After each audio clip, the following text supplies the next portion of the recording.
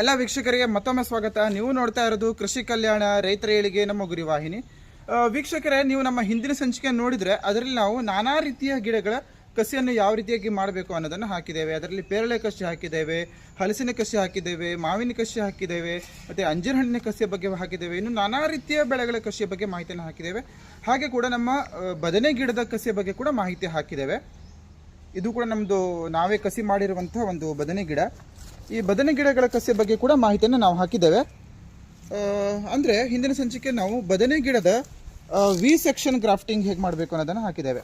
ಅಂದರೆ ಅದರ ಒಂದು ಕಾಂಡವನ್ನು ಅದು ಸೀಳಿಕೊಂಡು ವಿ ಸೆಕ್ಷನ್ ಮಾಡಿಕೊಂಡು ಇದರ ಕಸಿಯನ್ನು ಯಾವ ರೀತಿಯಾಗಿ ಮಾಡಬೇಕು ಅನ್ನೋದನ್ನು ಹಾಕಿದ್ದೇವೆ. ಸೊ ಇಂದಿನ ಸಂಚಿಕೆಯಲ್ಲಿ ನಾವು ನಿಮಗೆ ಬದನೆ ಗಿಡದ ಇನ್ನೊಂದು ರೀತಿಯ ಒಂದು ಕಸಿಯನ್ನು ಯಾವ ರೀತಿಯಾಗಿ ಮನೆಯಲ್ಲೇ ಮಾಡಬೇಕು ಅನ್ನೋದನ್ನು ತೋರಿಸ್ಕೊಡ್ತೇವೆ. ಇದು ನೋಡಿ, ನಮ್ಮದು ಇದು ಕೂಡ ನಾವೇ ಮಾಡಿರುವಂಥ ಒಂದು ಕಸಿಯ ಗಿಡ, ಬದನೆ ಕಸಿ ಗಿಡ. ಇಲ್ಲಿ ನೋಡಿ, ಇಲ್ಲೊಂದು ಬದನೆಕಾಯಿ ಬಿಟ್ಟಿದೆ. ಹಾಗಾಗಿ ಇದೇ ಗಿಡದ ಮತ್ತೊಂದು ಹೆಣೆಯನ್ನು ನಾನು ತಕ್ಕೊಂಡು ಇವಾಗ ಮತ್ತೊಂದು ಗಿಡಕ್ಕೆ ನಾನು ಕಸಿಯನ್ನು ಮಾಡಿ ತೋರಿಸ್ತೀನಿ ಬೇರೆ ಒಂದು ವಿಧಾನದಲ್ಲಿ. ಇದು ನಮ್ಮದು ಮಗು ಗಿಡ. ಮಗು ಗಿಡ ಅಂತ ಹೇಳಿದ್ರೆ ಯಾವ ಗಿಡದ ಒಂದು ಫಲ ನಮಗೆ ಬೇಕು ಆ ಗಿಡಕ್ಕೆ ನಾವು ಮಗು ಗಿಡ ಅಂತ ಹೇಳ್ತೇವೆ. ಮತ್ತು ತಾಯಿ ಗಿಡ ಏನಪ್ಪ ಅಂತ ಹೇಳಿದರೆ ಬೇರಿನಿಂದ ಯಾವ ಗಿಡ ಬಂದಿರುತ್ತೆ ಅದಕ್ಕೆ ತಾಯಿ ಗಿಡ ಅಂತ ಹೇಳ್ತೇವೆ. ಇದು ನಮ್ಮ ಮಗು ಗಿಡ. ಮಗು ಗಿಡದ ಒಂದು ಹೆಣೆನ ಯಾವ ರೀತಿಯಾಗಿ ನಾವು ಚೂಸ್ ಮಾಡ್ಕೊಳ್ಬೇಕು ಅನ್ನೋದನ್ನು ತೋರಿಸ್ತೇವೆ ನೋಡಿ. ಇದರಲ್ಲಿ ನಾವು ಈ ರೀತಿ ಫುಲ್ ಬಲ್ತಿರುವಂಥದ್ದು ತಗೋಬಾರ್ದು. ನೋಡಿ, ಇದು ಫುಲ್ ಬಲ್ತಿದೆ, ಇದು ಫುಲ್ ಬಲ್ತಿದೆ, ಇದು ಕೂಡ ಫುಲ್ ಬಲ್ತಿದೆ. ಅಥವಾ ಇಲ್ಲಿ ನೋಡಿ, ಇಲ್ಲಿ ಮೇಲೆ ತೋರಿಸಿ, ಈ ರೀತಿಯಾಗಿ ನಾವು ಫುಲ್ ಎಳೆ ಇರುವಂಥದ್ದು ತಗೋಬಾರ್ದು.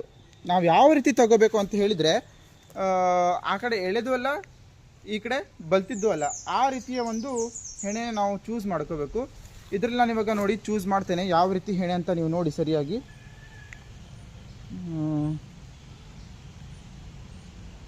ನೋಡಿ, ಅದಕ್ಕಿಂತ ಮುಂಚೆ ನಾನು ಇದಕ್ಕೆ ಯಾವೆಲ್ಲ ಆಯುಧಗಳನ್ನು ಯೂಸ್ ಮಾಡ್ತಿದ್ದೇನೆ ಅಂತ ಅನ್ನೋದನ್ನು ತೋರಿಸ್ತೇನೆ.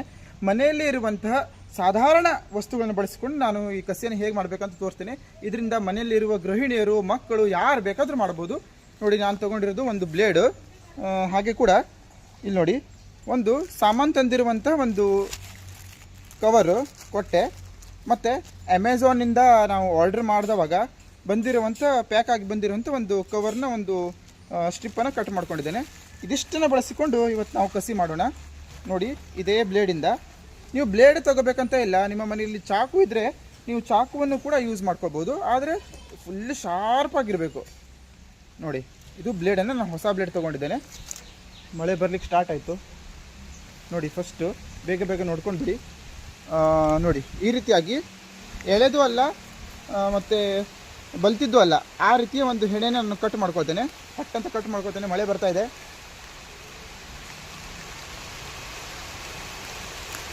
ನೋಡಿ, ಇಂಥ ಒಂದು ಹೆಣೆನ ನಾನು ಕಟ್ ಮಾಡ್ಕೊಂಡಿದ್ದೇನೆ. ಫುಲ್ಲು ಎಳೆದು ಇಲ್ಲ, ಫುಲ್ ಬಲ್ತಿದ್ದು ಇಲ್ಲ, ಮಧ್ಯದಲ್ಲಿ ನಾನು ಇದನ್ನು ಕಟ್ ಮಾಡ್ಕೊಂಡಿದ್ದೇನೆ. ಇದು ನಮ್ಮದು ಮಗು ಗಿಡ ಆಯಿತು. ಇವಾಗ ನಾನು ನಿಮಗೆ ತಾಯಿ ಗಿಡ ಯಾವ ರೀತಿ ಇರಬೇಕು ಅನ್ನೋದನ್ನು ತೋರಿಸ್ತೇನೆ, ಬನ್ನಿ. ನೋಡಿ ವೀಕ್ಷಕರೇ, ತಾಯಿ ಗಿಡ ಯಾವುದಂತ ಹೇಳಿದರೆ ಸಾಧಾರಣವಾಗಿ ಬೇಲಿಗಳ ಅಂಚಿನಲ್ಲಿ ಅಥವಾ ಯಾವುದೇ ಒಂದು ಹಾಳು ಜಾಗದಲ್ಲಿ ಬದನೆಕಾಯಿ ಗಿಡದಂಥ ಒಂದು ಗಿಡ ಹುಟ್ಟಿರುತ್ತೆ. ಅದಕ್ಕೆ ಮುಳ್ಳುಗಳಿರುತ್ತೆ. ಹಾಗೆ ಕೂಡ ಚಿಕ್ಕ ಚಿಕ್ಕ ಬದನೆಕಾಯಿ, ಗುಚ್ಚು ಚಿಕ್ಕ ಚಿಕ್ಕ ಬದನೆಕಾಯಿ ಬಿಟ್ಟಿರುತ್ತೆ, ಚೆರಿ ಬದನೆಕಾಯಿ ಥರ, ಕಾಡು ಬದನೆಕಾಯಿ ಗಿಡ. ಅದಕ್ಕೆ ನಾನು ಇವತ್ತೇ ಕಸಿ ಮಾಡ್ತೇನೆ. ಅದನ್ನು ಸಾಮಾನ್ಯವಾಗಿ ತಾಯಿ ಗಿಡವಾಗಿ ಅದೇ ಗಿಡವನ್ನು ಯೂಸ್ ಮಾಡ್ತಾರೆ. ಅದು ಯಾಕೆ ಯೂಸ್ ಮಾಡ್ತಾರೆ ಅಂತ ಹೇಳಿದರೆ ಅದರಲ್ಲಿ ಫುಲ್ ಗುಚ್ಚು ಬಿಡುತ್ತೆ, ಮತ್ತು ತುಂಬ ಗಟ್ಟಿ ಗಿಡ ಇದು. ಲಘು ಫಲ ಬಿಡಲಿಕ್ಕೆ ಸ್ಟಾರ್ಟ್ ಮಾಡುತ್ತೆ. ಸೊ ಹಾಗಾಗಿ ಅದನ್ನು ನಾವು ಯೂಸ್ ಮಾಡ್ತೇವೆ. ಇದಕ್ಕೆ ನಾವು ಆಡು ಭಾಷೆಯಲ್ಲಿ ಇಲ್ಲಿ ನೋಡಿ, ಇಲ್ಲೇ ಇದೆ. ಇದಕ್ಕೆ ನಾವು ಆಡು ಭಾಷೆಯಲ್ಲಿ ಸುಂಡೆ ಗಿಡ ಅಂತ ಹೇಳ್ತೇವೆ, ಅಥವಾ ಕಾಡು ಬದನೆ ಗಿಡ ಅಂತ ಹೇಳ್ತೇವೆ. ಇದಕ್ಕೆ ಮಾಡಿ ತೋರಿಸೋಣ ಅಂತ ಹೇಳಿ ಬಂದಿದ್ದೇನೆ. ಸ್ವಲ್ಪ ಸ್ವಚ್ಛ ಮಾಡ್ಕೋತೇನೆ, ಸರೌಂಡಿಂಗ್ ಸ್ವಲ್ಪ ಕ್ಲೀನ್ ಮಾಡ್ಕೋತೇನೆ.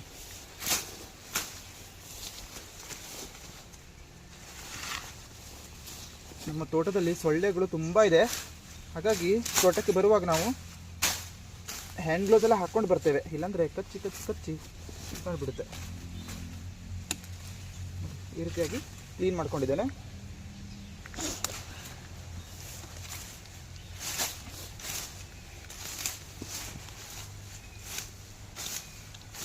ನಿಮಗೆ ಬಹಳ ಪ್ರಮಾಣದಲ್ಲಿ ಬೇಕಂತ ಹೇಳಿದರೆ ನೀವು ಇದಕ್ಕೆ ಇಂಥ ಒಂದು ಸುಂಡೆ ಗಿಡಗಳನ್ನು ಕವರಲ್ಲಿ ನೆಟ್ಕೋಬೇಕು. ನೋಡಿ, ಕ್ಲೀನ್ ಆಯಿತು. ಇವಾಗ ನಾನು ಇದಕ್ಕೆ ಕಸಿಯನ್ನು ಯಾವ ರೀತಿಯಾಗಿ ಕಟ್ತೇನೆ ಅಂತ ಹೇಳ್ತೇನೆ.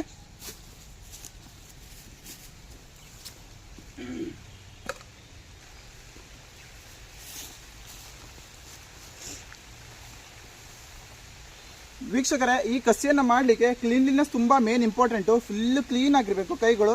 ಯಾಕಂತ ಹೇಳಿದರೆ ಇದು ಒಂದು ರೀತಿ ಒಂದು ಸರ್ಜರಿ ಇದ್ದ ಹಾಗೆ. ಸೊ ಹಾಗಾಗಿ ಕ್ಲೀನ್ಲಿನೆಸ್ಸು ಮೇನ್ ಇಂಪಾರ್ಟೆಂಟು. ಇವಾಗ ಈ ಮಗು ಗಿಡದ ಒಂದು ಗಾತ್ರ ಎಷ್ಟಿದೆ ಅದೇ ರೀತಿಯ ಗಾತ್ರ ಇಲ್ಲಿ ನಾವು ಫೈಂಡ್ ಔಟ್ ಮಾಡ್ಕೋಬೇಕು.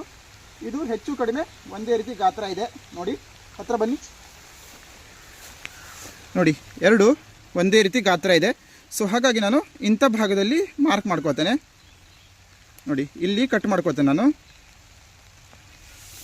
ಇಲ್ಲಿ ಕಟ್ ಮಾಡ್ಕೊಂಡಿದ್ದೇನೆ. ಹಾಗೆ ಕೂಡ ಈ ಒಂದು ಮಗು ಗಿಡ ಇದೆ ನಮ್ಮದು, ಈ ಗಿಡದ ಎಲ್ಲ ಚಿಗುರನ್ನು ನಾನು ತಗೊಳ್ತಾ ಇದ್ದೇನೆ. ನೋಡಿ, ಹೂವಿದ್ರೆ ಎಲ್ಲದನ್ನು ತಗೊಂಡು ಬಿಡ್ಬೇಕು ನಾವು. ಮೇನ್ ಚಿಗುರು ಮಾತ್ರ ಬಿಟ್ಟಿಡಬೇಕು. ನೋಡಿ, ಎಲ್ಲ ಎಲೆನ ಕೀಳ್ತಾ ಇದ್ದೇನೆ.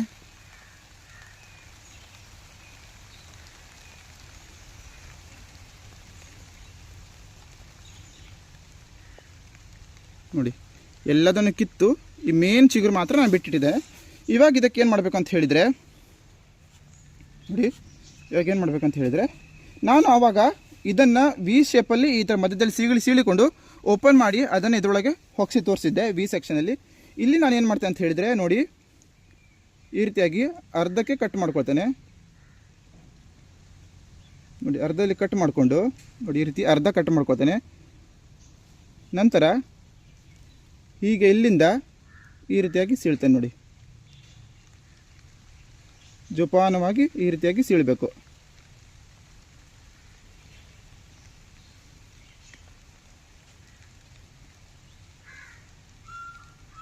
ನೋಡಿ, ಈ ರೀತಿಯಾಗಿ ನಾನು ಸೀಳಿದೆ. ನೋಡಿ, ಈ ರೀತಿಯಾಗಿ ಸೆಕ್ಷನ್ ಆಗಿ ನಾನು ಸೀಳ್ಕೊಂಡಿದ್ದೇನೆ. ಇವಾಗ ನಮ್ಮದು ಈ ಗಿಡದ ಎಲ್ಲ ಚಿಗುರನ್ನು ನಾನು ಕೀಳ್ಕೊತೇನೆ. ಯಾಕಂತ ಹೇಳಿದರೆ, ಕಿತ್ಕೊಂಡಿಲ್ಲ ಅಂದರೆ ಈ ಗಿಡಕ್ಕೆ ಬರುವಂಥ ಮೇಲೆ ಕಸಿ ಮಾಡಿದವಾಗ ಆ ಕಸಿ ಮಾಡಿದಂಥ ಗಿಡಕ್ಕೆ ಬರುವಂಥ ಎಲ್ಲ ಪೋಷಕಾಂಶಗಳನ್ನು ಈ ಎಲೆಗಳು ಹೀರ್ಕೊಳ್ಳುತ್ತೆ. ಹಾಗಾಗಿ ಇದಕ್ಕೆ ನಾನು ಎಲ್ಲ ಚಿಗುರನ್ನು ತೆಕ್ಕೊಂಡಿದ್ದೇನೆ. ನೋಡಿ, ಈ ರೀತಿಯಾಗಿ ಮಾರ್ಕ್ ಮಾಡಿಕೊಂಡು ಕರೆಕ್ಟ್ ಅಷ್ಟೇ ಲೆಂತಲ್ಲಿ ನಾವು ಇಲ್ಲೊಂದು ಮಾರ್ಕ್ ಮಾಡ್ಕೋಬೇಕು. ಮಾರ್ಕ್ ಮಾಡಿಕೊಂಡು ಈ ಗಿಡದ್ದು ಕೂಡ ಹಾಫನ್ನು ನಾವು ಕಟ್ ಮಾಡ್ಕೊಳ್ಬೇಕು. ನೋಡಿ, ಸ್ವಲ್ಪ ಹಾಫನ್ನು ನಾನು ಮಾರ್ಕ್ ಹಾಕ್ಕೊಂಡು ಕಡೆಗೆ ಈ ರೀತಿಯಾಗಿ ಸೀಳ್ತೇನೆ. ನೋಡಿ,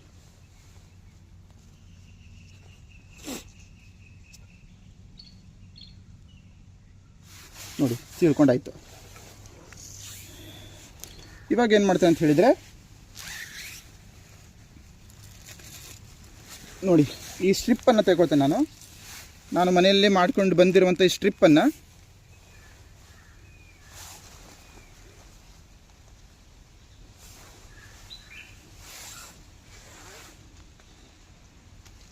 ನೋಡಿ, ಇದನ್ನು ಇದ್ರ ಮೇಲೆ ಕರೆಕ್ಟಾಗಿ ಇಡ್ತೇನೆ. ನೋಡಿ, ಕಾಣಿಸ್ತಾ ಇದೆಯಾ? ನೋಡಿ, ಕರೆಕ್ಟಾಗಿ ಜಾಯಿಂಟ್ ಮಾಡ್ತಾಯಿದ್ದೆ. ನೋಡಿ, ಈ ರೀತಿಯಾಗಿ ಕರೆಕ್ಟಾಗಿ ಜಾಯಿಂಟ್ ಮಾಡಿ ಈ ಸ್ಟ್ರಿಪ್ಪನ್ನು ಅದರ ಮೇಲೆ ಗಟ್ಟಿಯಾಗಿ ಸುತ್ತಿ ಬಿಡಬೇಕು. ನೀವು ಯಾವುದೇ ಒಂದು ಕವರ್ನ ಸ್ಟ್ರಿಪ್ಪನ್ನು ತಗೊಂಡ್ರಾಗುತ್ತೆ, ಆದರೆ ಸ್ವಲ್ಪ ಹೀಚುವಂಥ ಸಾಮರ್ಥ್ಯ ಅದರಲ್ಲಿರಬೇಕು.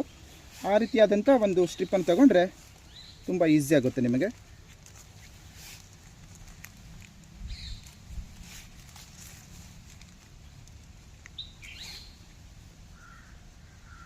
ಆಯುಧ ಮಾತ್ರ ತುಂಬ ಹರಿತವಾಗಿರಬೇಕು ವೀಕ್ಷಕರು ನಿಮ್ಮದು. ನೋಡಿ, ಇಲ್ಲಿ ಮೇಲ್ಗಡೆವರೆಗೆ ಈ ರೀತಿ ಫುಲ್ ಕವರ್ ಆಗಬೇಕು. ತುಂಬ ಟೈಟಾಗಿ ಕಟ್ಟಬೇಕು. ಎರಡು ಹೆಣೆಗಳು ಕರೆಕ್ಟಾಗಿ ಜೋಡಿಕೊಂಡು ಕೂರುವ ಹಾಗೆ ಕಟ್ಟಿಬಿಡಬೇಕು.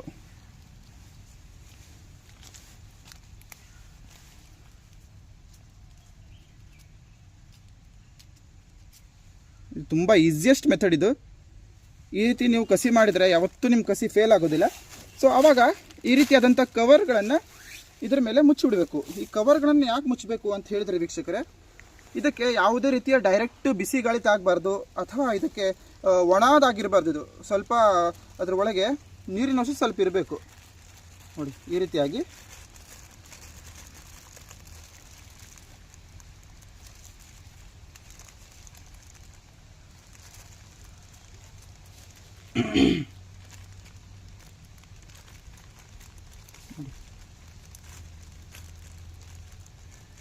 ಈ ರೀತಿಯಾಗಿ ನೀವು ಕಟ್ಟಿಟ್ಬಿಡಬೇಕು.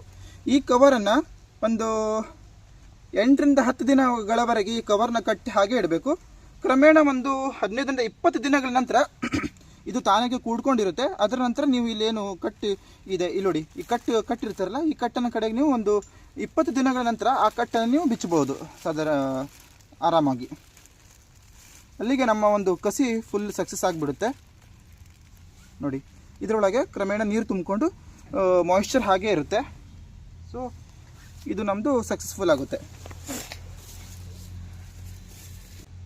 ನೋಡಿದ್ರಲ್ಲ ವೀಕ್ಷಕರೇ, ಯಾವ ರೀತಿಯಾಗಿ ನಾವು ಸಲೀಸಾಗಿ ಮನೆಯಲ್ಲೇ ಇರುವಂಥ ಏನು ಯಾವುದೇ ಸಾಮಾನ್ಯ ವಸ್ತುಗಳನ್ನು ಬಳಸಿಕೊಂಡು ಯಾವ ರೀತಿಯಾಗಿ ನಾವು ಆರಾಮಾಗಿ ಕಸಿಯನ್ನು ಮಾಡ್ಬೋದು ಅಂತೇಳಿ. ಹಿಂದಿನ ಸಂಚಿಕೆಯಲ್ಲಿ ನೀವು ನೋಡಿದ್ರಿ ವಿ ಸೆಕ್ಷನಿಂದ ನಾವು ಯಾವ ರೀತಿಯಾಗಿ ಬದನೆಕಾಯಿ ಕಸಿಯನ್ನು ಮಾಡಬೇಕು ಅಂತೇಳಿ. ಇವತ್ತಿನ ಸಂಚಿಕೆಯಲ್ಲಿ ಇನ್ನೊಂದು ರೀತಿಯನ್ನು ನೀವು ನೋಡಿದ್ದೀರಾ. ಸೊ ಹಾಗಾದರೆ ವೀಕ್ಷಕರೇ, ಈ ಸಂಚಿಕೆ ನಿಮಗೆ ಹೇಗೆ ಅನಿಸ್ತು ನಮಗೆ ಕಮೆಂಟ್ ಮೂಲಕ ತಿಳಿಸಿ. ಇಷ್ಟ ಆದರೆ ನಿಮ್ಮ ಫ್ರೆಂಡ್ಸ್ ಜೊತೆ, ಫ್ಯಾಮಿಲಿ ಜೊತೆ ಎಲ್ಲ ಶೇರ್ ಮಾಡಿ. ಇನ್ನು ಮುಂದಿನ ವಿಡಿಯೋಗಳಲ್ಲಿ ಬೇರೆ ಬೇರೆ ಕೃಷಿ ಪದ್ಧತಿಯ ಬಗ್ಗೆ, ಬೇರೆ ಬೇರೆ ಕೃಷಿ ವಿಧಾನಗಳ ಬಗ್ಗೆ ಮಾಹಿತಿಯನ್ನು ಹಾಕ್ತಾ ಇರ್ತೇವೆ. ಹಾಗಾಗಿ ನಮ್ಮ ಚಾನಲ್ನ ವೀಕ್ಷಿಸ್ತಾ ಇರಿ. ಇನ್ನು ಮುಂದಿನ ವಿಡಿಯೋಗಳಲ್ಲಿ ಸಿಗೋಣ ವೀಕ್ಷಕರೇ. ಅಲ್ಲಿವರೆಗೆ ನಗ್ತಾ ಇರಿ, ಖುಷಿಯಾಗಿರಿ. ಬಾಯ್.